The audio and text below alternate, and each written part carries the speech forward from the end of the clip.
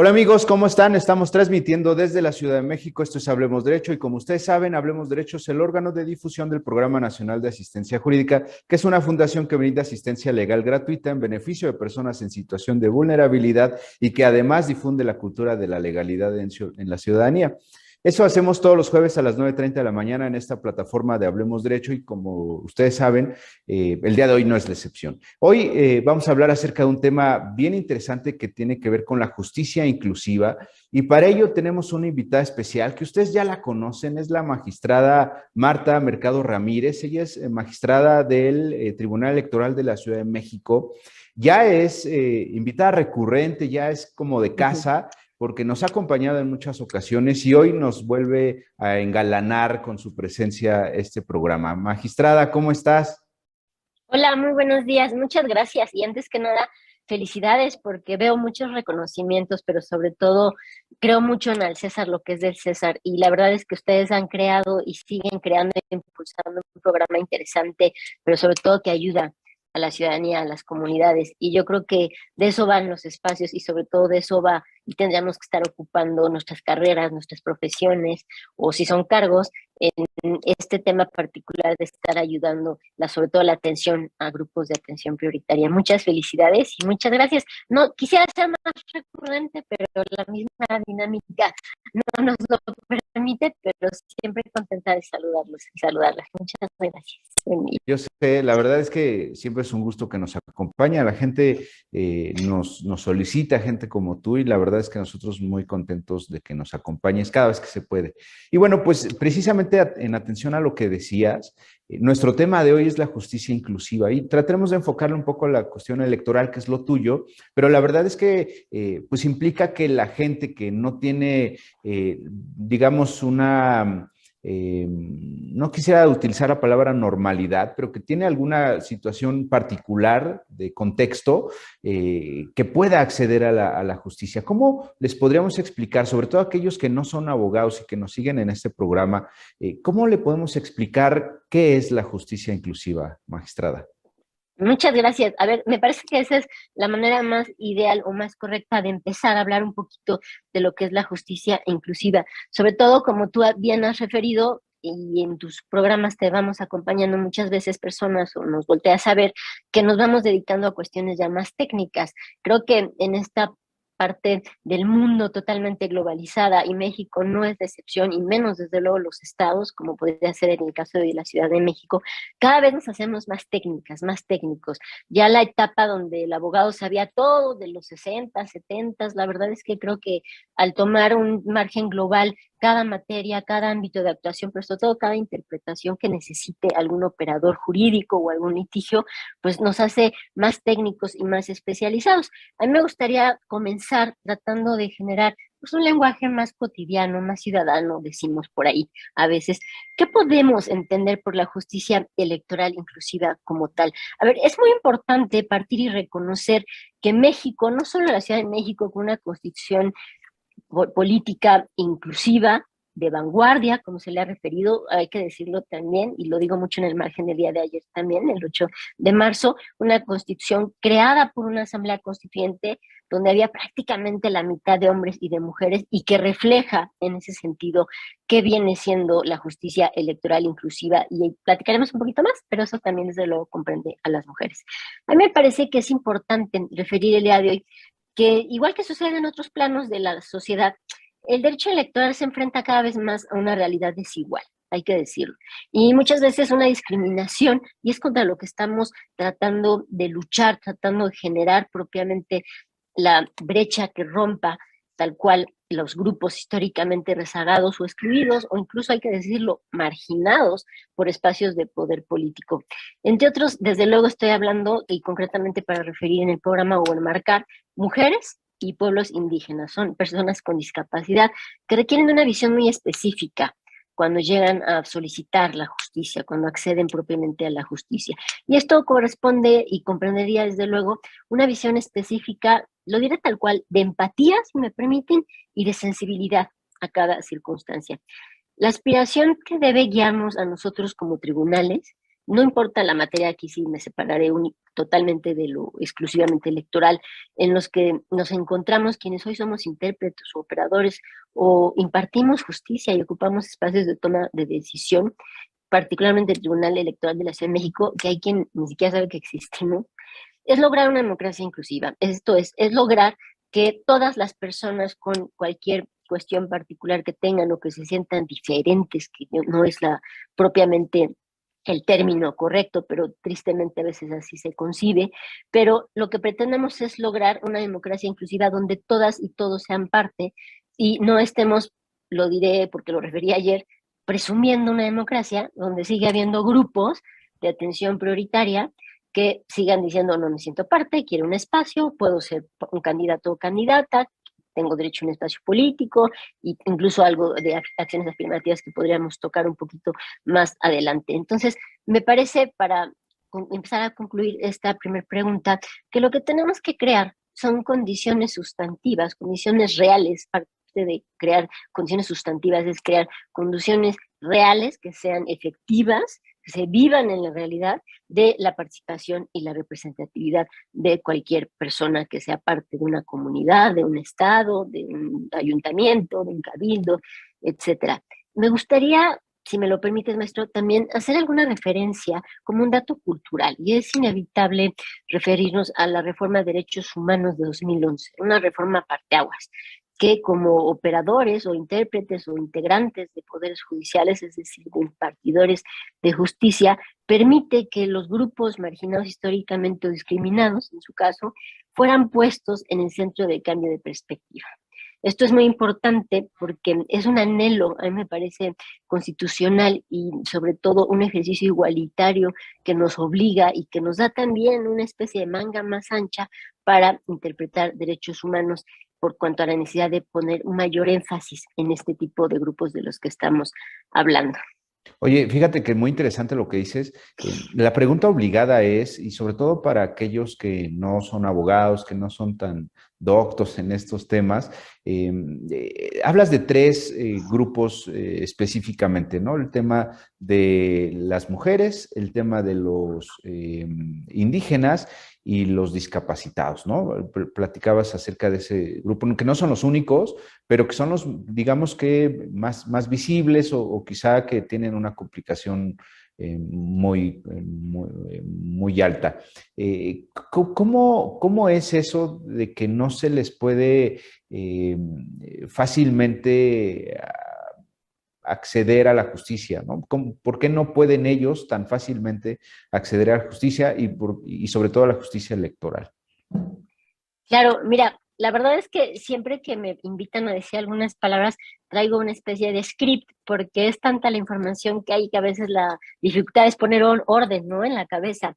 Y me acabas de aplicar la que yo aplico muchas veces, me has roto el script, ¿no? Porque eso me permite, tu pregunta concreta, salir mucho de algunas líneas que preparé o que me permití buletear, por así decirlo, y hablemos tal cual, la verdad, así que hablemos muchísimo más ciudadanos. A ver, el tema particular ha sido y es que es gente que históricamente, o son grupos sociales o de las comunidades que históricamente han tenido un rezago. Y hemos evolucionado, tan hemos evolucionado que hay leyes específicas, que me parece que los congresos locales y federales ya tienen una sensibilidad mucho más particular para legislar, ya se hacen muchas reformas o muchas propuestas de leyes con base en foros, pero me parece que hay que decirlo tal cual, parte de los desarrollos legislativos, concretamente diría yo incluso en la materia electoral, es que han buscado mejorar las estructuras de la parte institucional y establecer medidas de cero discriminación. Es decir, no puedes por el hecho de ser indígena, por el hecho de tener una discapacidad, no ser parte del sistema, no poder tener acceso a ser diputado o diputada. Por el tema de mujeres, yo te diría, durante, pues sí fue durante la pandemia propiamente, 2019, hubo una reforma muy interesante donde empezamos a conceptualizar ya la violencia política por razones de género y otras cuestiones en leyes federales que eran de suma importancia para mejorar este estatus de la mujer, un estatus que también hay que decirlo, y más, insisto, en el margen de lo que fue el día de ayer, el Día Internacional de la Mujer. y sobre todo porque yo también soy mujer y me parece que todavía estamos en el marco de la conmemoración. Logramos una legislación, mi querido maestro, donde se habla de paridad, donde la paridad ya no es una acción afirmativa, ahorita les digo que es una acción afirmativa, sino ya es un principio. ¿Qué es una acción afirmativa? Es una medida que se hace para forzar, hay quien lo llama así un poco, la incorporación, la inserción propiamente de grupos minoritarios que han sido discriminados a lo largo de mucho tiempo, ya dijiste tú, indígenas, discapacitados, mujer, etcétera, y necesita únicamente correrse un test de proporcionalidad, también les explico qué se llama eso, es decir, algunos requisitos, un checklist legal, por así decirlo, para ver que la acción afirmativa corresponda a una realidad y sea oportuna. ¿Qué pasa entonces en ese sentido? Por lo que se refiere a género, logramos estas reformas que te refiero desde 2019 a la fecha que logran la paridad. Es decir, por ley, gabinete, poderes ejecutivos locales, federales, etcétera, ya tienen que tener mitad mujeres, mitad hombres. ¿Qué logramos en el tema de acciones afirmativas de personas con discapacidad e indígenas? Ya existen cuotas específicas que los partidos políticos tienen que registrar como candidaturas, candidatas o candidatos que pertenezcan a este grupo de la sociedad, insisto, indígenas o personas discapacitadas, y tengan por sí mismas la oportunidad de poder acceder a un espacio de toma de decisiones que depende del voto popular. Entonces, me parece que hemos mejorado, que las legislaciones cada vez son más amplias, pero sobre todo cada vez son más conscientes y más sensibles. Hay que decirlo, estamos haciendo un cambio muy particular de cultura y fíjate que cuando platicamos qué hacemos o cómo tratamos o cómo logramos que sea un tránsito normal y una lectura normal, la incorporación de mujeres, la incorporación de personas indígenas y de personas con alguna discapacidad en espacios de toma de decisiones o espacios de poder, ¿cómo lo logramos? ¿Qué sería el primer paso que tendríamos que hacer? Y yo cada vez me convenzo más, maestro, y lo confirmo, la clave está en la educación. Y es uno de los temas prioritarios y más importantes, porque la educación empieza en casa. Y entonces estamos hablando de cómo educamos en cuatro paredes, por así llamarlo, para que sea un tránsito normal y cualquier familia o cualquier persona que esté recibiendo una educación en casa, los chicos, las chicas, generaciones que vienen atrás de nosotros, que están atrás, vean un tránsito normal. Ah, es mujer, sí, pero ella es presidenta. Ah, es mujer, sí, pero es quien corresponde a una jefatura de gobierno, como es el caso de la Ciudad de México, y que también ya hay varias gobernadoras en el país, ¿no? Oye, pero tiene alguna discapacidad, sí, pero es diputada o diputado, ¿no? Pero, oye, pero es indígena, sí, y es una excelente diputado o diputada. Que lo vean como un tránsito normal, que cambiemos esta cultura. Hay quien le dice el chip, yo creo que es más que un chip de cambiar, creo que es un tema totalmente cultural y de eso va, eso es lo que tenemos que estar haciendo. La paridad de género es un principio fundamental para que un país avance, un país en progreso. Y este no es un tema de México ni de la ciudad, es un tema globalizado, es un tema del mundo. Por eso, el 8 de marzo en particular, vemos las noticias y entendemos que en muchos lugares del mundo hubo marchas de mujeres pidiendo ser tomadas en cuenta, pidiendo cero tolerancia a la violencia, pero sobre todo esta brecha que rompimos históricamente, que logre encontrar un espacio real y sobre todo sensible a las necesidades y a la incorporación que necesitamos. Oye, ¿qué nos hace falta? Sí, a propósito del Día Internacional de la Mujer, el pasado martes, eh, todos estábamos muy pendientes de las noticias, pues solamente reportaban que si había heridos, si no había heridos, si se sumaron las policías, lo cual me pareció fabuloso, que se sumaron a la protesta, que les entregaron flores a las policías, cosas de ese tipo, que se abrazaron por ahí, muy interesante. Me encanta siempre el ingenio de las protestas de mujeres, pero la verdad es que el punto es, pues al día siguiente, ¿qué? O sea, en realidad eso es muy importante que se haga, pero ¿qué tanto incide? ¿Qué tanto repercute en la política pública? ¿Qué tanto repercute en la conciencia ciudadana de no maltratar a las mujeres? Cosas de ese tipo. Sé que hay muchos avances, pero que también hay muchas áreas de oportunidad, ¿no crees? Pero es que tú pones el punto en la llaga, mi querido maestro, y mira, ya está, me estoy acomodando para platicar más a gusto, y la verdad es que es cierto, y tú lo dijiste bajo una expectativa que tú representas, que eres una gente sensible y empática con causas nobles, ¿no? Yo siempre he pensado, y me pone un poco romántica, lo mejor que se puede decir de una persona es que es buena persona. Y eso es decir mucho. Y estoy Claro. enfrente de alguien que es una buena persona. Yo conozco al maestro Soy desde hace mucho tiempo, me honra con su cariño, con su amistad, que tenemos ahí intercambios de fotos de las niñas, etcétera. Entonces, a mí me parece que diste en la llaga. ¿Y luego qué? ¿No? Pero yo te diría, ¿y luego qué desde tu espacio? Que influyes, porque no puedo, tú también tienes que asumir que cualquier asunto que tú tomes de grupos de atención prioritaria o por cualquier cuestión que tomes, lo que tú logres en una sentencia tiene un efecto en la sociedad. Y Claro. nosotros tenemos que asumir como intérpretes o operadoras jurídicas que cualquier sentencia o resolución que dictemos, conclusión, decisión, tendrá un impacto en una comunidad o en alguna persona en lo particular. ¿Qué sigue? Mi querido maestro, mientras no estemos dispuestas y dispuestos a reconocer que estamos tratando de transformar algo, que estamos tratando de ser más empáticas y más empáticos, no va a pasar nada, ¿no? Sí, fue realmente importante la marcha del día de ayer, porque tú lo decías, ¿no? Estábamos, creo que muchas personas a la expectativa de, y a ver ahora qué va a pasar, ¿no? Y a ver la foto golpeando a la policía, a la mujer granadera, ¿no? Al cuerpo Atenea, ¿no? Y a ver entre mujeres golpistas y demás, y no pasó. Desde luego hubo temas aislados, pero no pasó. La fuerza de la marcha fue al contrario. Somos mujeres, no importa el lugar que ocupemos. Entonces, me parece que lo que tendríamos que hacer es, tú lo has referido bien, y es hacer que pase algo. ¿Y cómo hacemos que pase algo? Maestro, tú te dedicas a causas nobles, pero también en casa eres padre y tendrías que estar educando ahí primero y lo estás haciendo.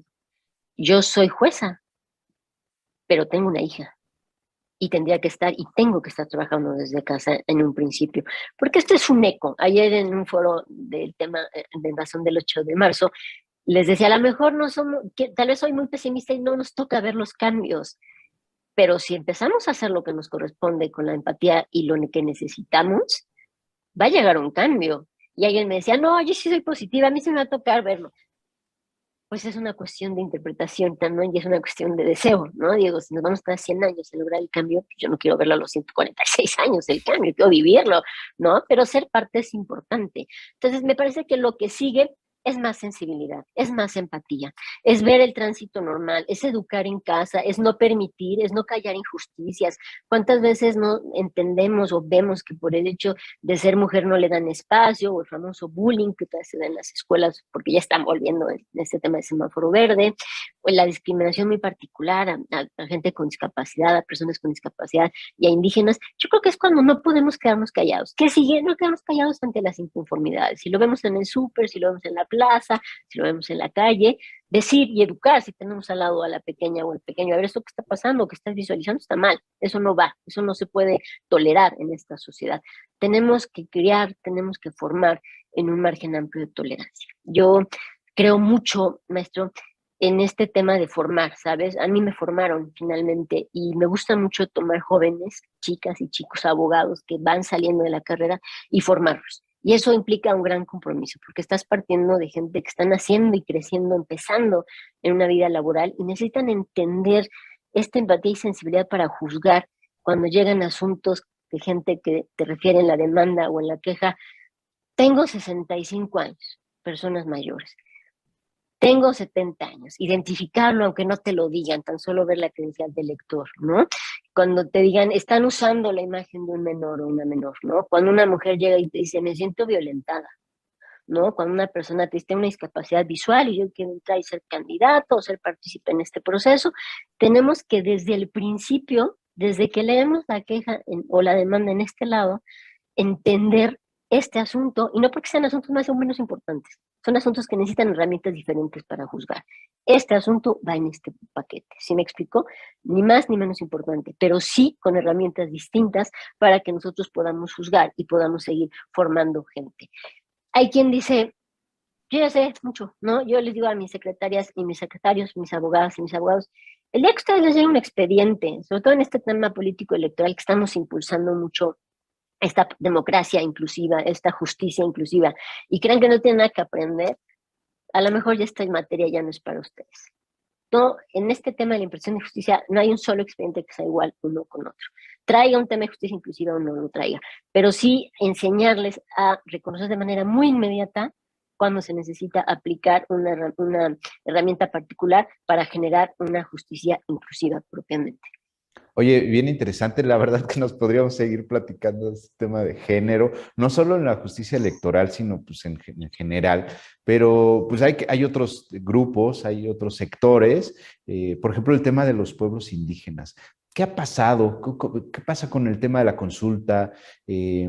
¿Cómo vamos en el tema de acceder a la justicia por parte de los grupos, los sector indígena?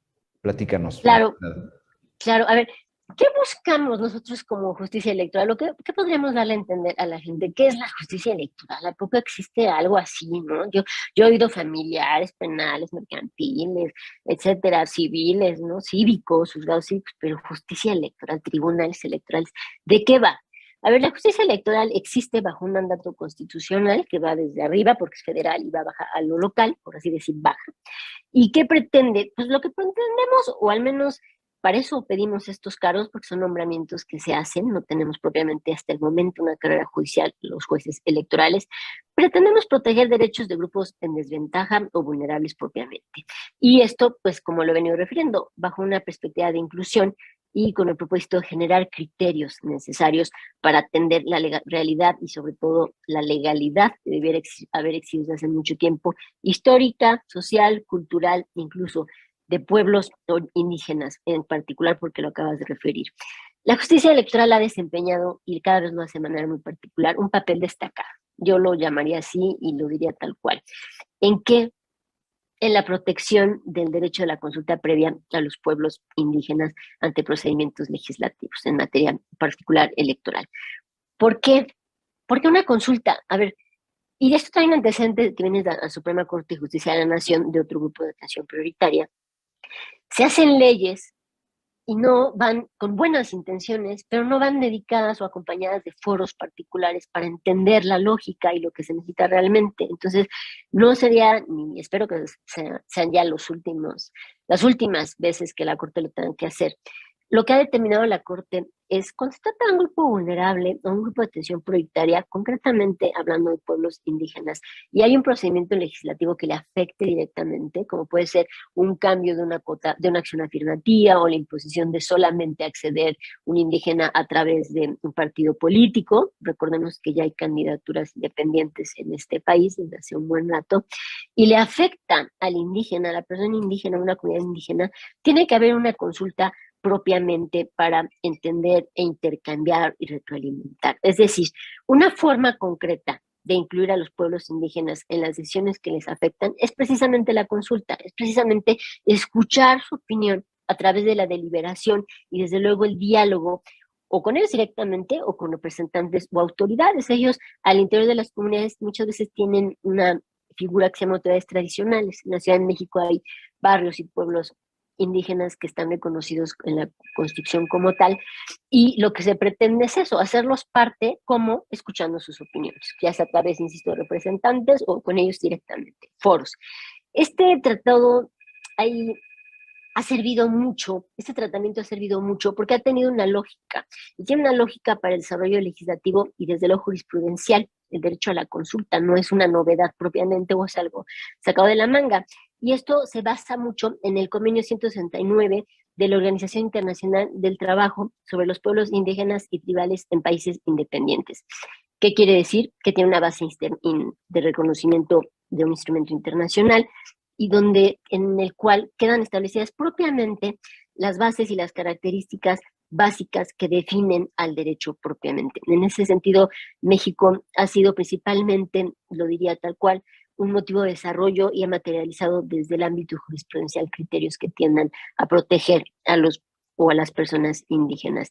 E insisto, no es la primera vez que lo ha hecho la Corte, lo ha hecho y ha determinado no solo en materia electoral, sino en otros espacios, en otros materias, y lo que ha hecho es es encaminarnos a un sentido inclusivo y sensible para la protección de derechos de pueblos indígenas generales, no solo electorales.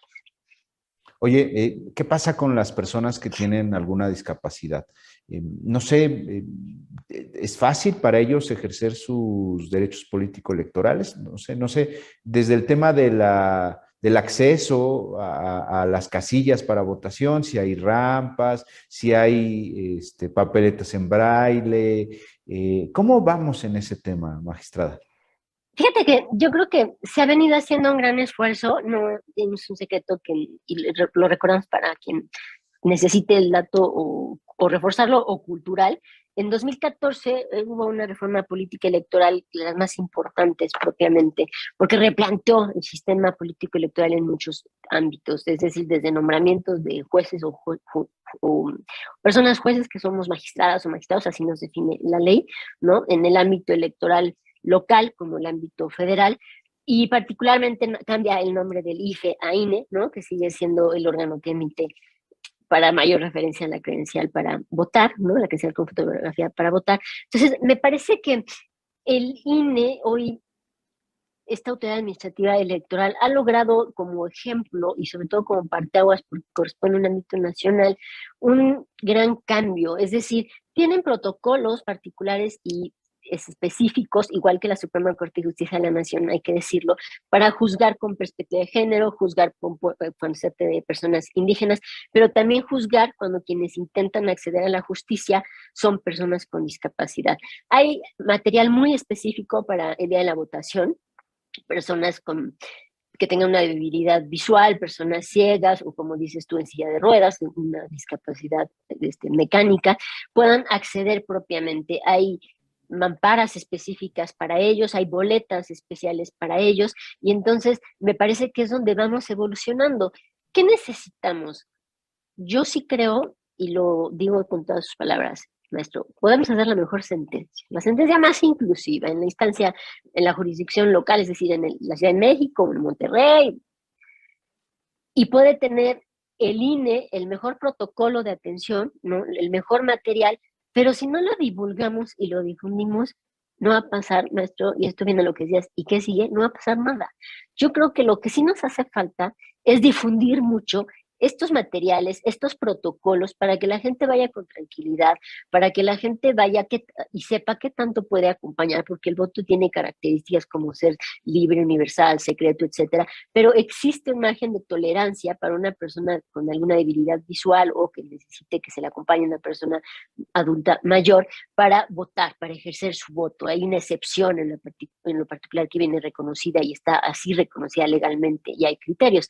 Entonces, me parece que no por el hecho de que alguien diga, tengo 70 años y aparte estoy en silla de ruedas, no puedo votar. No, ya hay un protocolo, insisto, ya hay material, ya hay criterios de acompañamiento para que lo auxilien a votar y emitir con total libertad el tache que corresponda según el tipo de elección de que se trate. Entonces, me parece que hay mucho avance. Realmente hemos sido muy sensibles. Hay lineamientos, reglamentos, flyers que emite el INE ya en varias lenguas indígenas y es lo mismo que está pasando en cualquier ámbito jurisdiccional, ¿sabes? Sentencias que el mismo juez o la misma juez determina que se ha platicada, que vaya un actuario y se siente con la persona a la que se le accedió la justicia o a la que se le dio el acceso a la justicia y le explique la sentencia o se traduzca en alguna lengua indígena o incluso una sentencia en braille para que la persona con discapacidad pues pueda acceder plenamente a este ejercicio de derechos que nos interesa a todas y a todos, sin duda.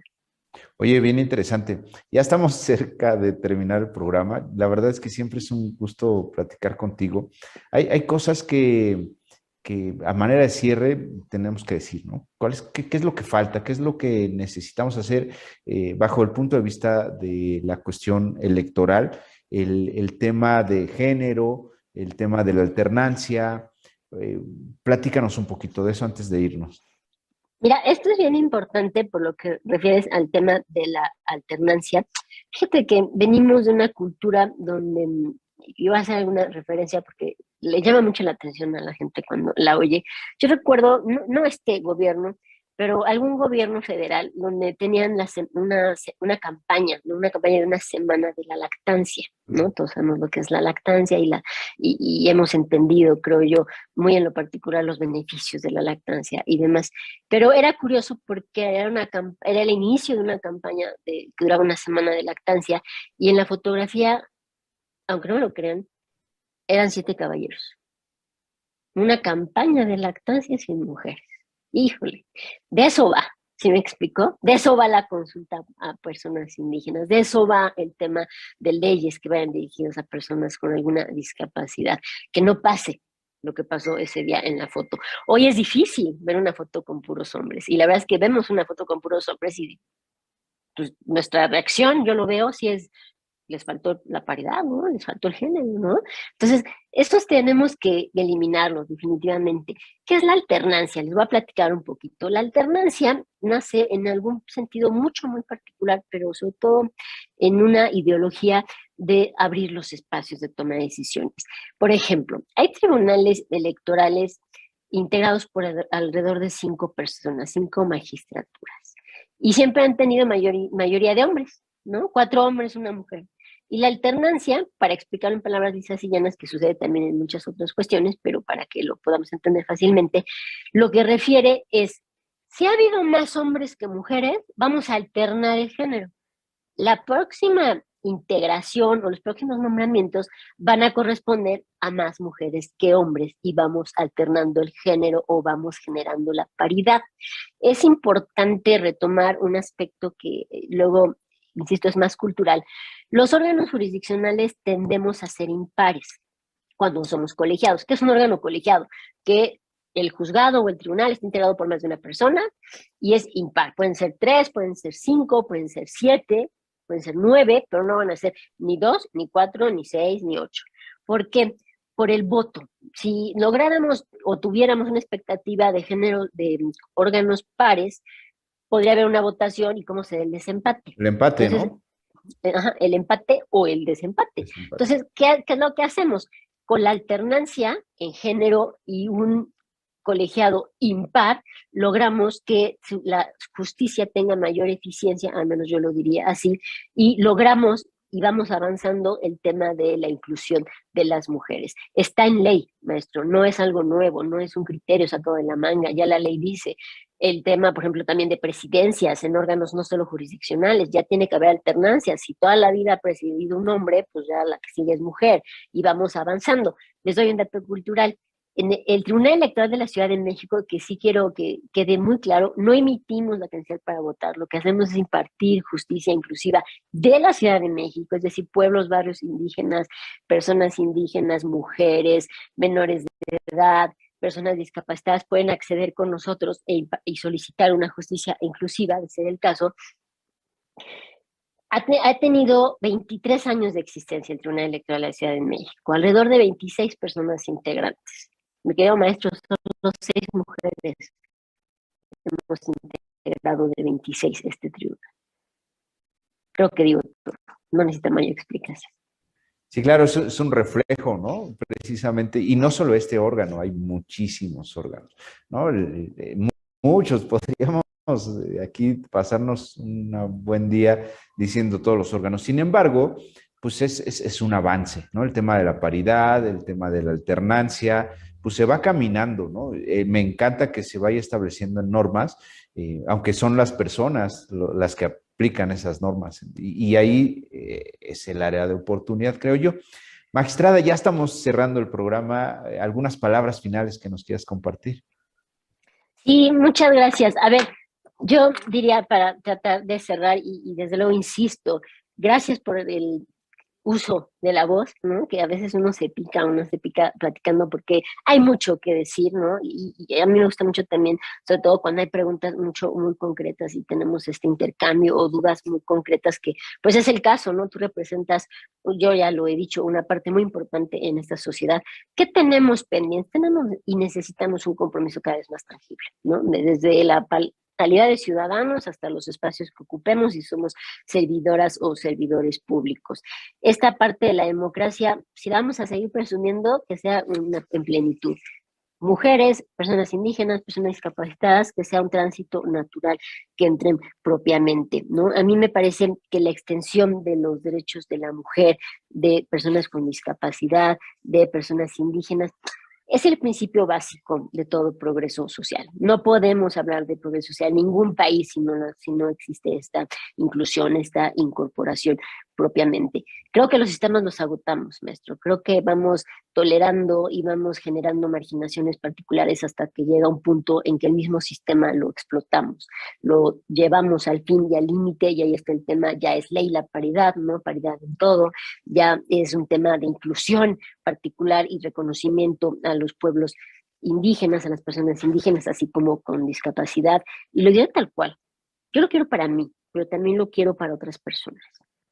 Una democracia inclusiva, pero que también exista la seguridad de una justicia inclusiva. Que cuando vayamos con un juez, con una jueza, o platiquemos con un abogado o abogada, tengamos la seguridad de que va a entender el otro lado, la realidad que estamos plasmando, y podamos tener acceso a una justicia empática. Muchas gracias, maestro. No, hombre, un placer, siempre lo he dicho, es un gusto platicar contigo y pues agradecidos, ¿no? De que nos hayas acompañado el día de hoy. Al contrario, maestro, muchas felicidades. Veo los reconocimientos que les dan cada vez más como sociedad, como asociación, y la verdad es que no podría ser de otra manera. Creo que es justo, es correcto, y la verdad es que también creo que los honores se hacen en vida siempre, y mientras la asociación tenga la fuerza y la fortaleza, y siempre encontraremos y buscaremos las coincidencias y la manera de ayudar. Felicidades a ustedes, de hecho, y a todo tu equipo. Muchas gracias. Muchísimas gracias. Y bueno, queridos amigos, esto ha sido todo. Hablemos Derecho, agradece el favor de su atención. Recuerden sintonizarnos todos los jueves a las 9:30 de la mañana en esta plataforma de Hablemos Derecho, y todas aquellas en las que espero ya nos estén siguiendo. Y bueno, pues siempre con contenidos interesantes. Hoy, insisto, no fue la excepción. Estamos muy contentos. Compartan esta transmisión, sigan nuestras redes sociales y sigan pendientes de todas las actividades del Programa Nacional de Asistencia Jurídica. Recuerden que damos apoyo legal gratuito o a muy bajo costo en beneficio de personas en situación de vulnerabilidad. Y bueno, pues ahí vamos, ya llevamos 17 años y vamos por más. Como dice la magistrada, vamos por muchos más. Un placer, que tengan, como siempre les digo, todos y cada uno de ustedes, un excelente día.